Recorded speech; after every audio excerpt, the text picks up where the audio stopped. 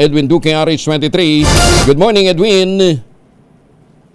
Ay butag Kuya Gendel, bagyang may paggalaw ang presyo ng kartina na baboy ngayon dahil sa dating 280 kahapon sa katabi ka palengke. So babot ngayon ng 300 pesos ang baboy, ang pork chop, at ang giniling, pati na itong pigi, umabot ng 300 pesos. Alos 290 naman ang pataulihan at ang kabilang na itong pataunahan. Alos 10 piso ang paggalaw habang nanatiling 360 naman ang presyo ng tiempo. Ang presyo ng manok ay nanatiling 200 pesos, 180 sa pakpak at yung pinaka-adidas nito ay 170 pesos. Ang presyo ng kambing nanatiling 500 habang ang presyo naman ng baka ay 460 pesos pa rin.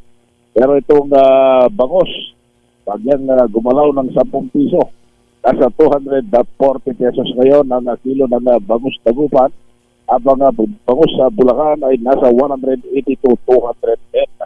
Ang tilapia na natiling 140, habang 90 to 120 naman itong tilapia na galing sa Bulacan. 300 ang galunggong, ang yellowfin ay 300 pesos pa rin. Ang iba pang presyo ng mga seafoods ay hindi na pa gumalaw, maliban dito sa Lapu-Lapu na 260 hanggang 420. Bahagyang bumaba naman ang salay-salay, 240, bumaba ng 20 pesos.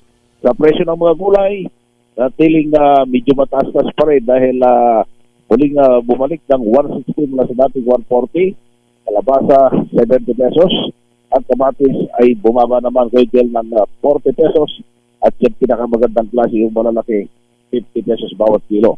Bumaba rin ng kaunti itong labanos, 80 pesos. Ang talong, mabibili mo na rin ng 40 hanggang 60 pesos. Ang sibuyas, 100 pesos. Habang imported, 80 pesos. Na presyo pa rin ng repolyo, 80 pesos. Ang carrots, bumaba rin ng 80 pesos.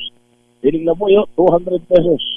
Ang siling panigang, ito dito mataas-taas kasi 60 to 80 pesos naman. Yung siling makopa, 250 pesos.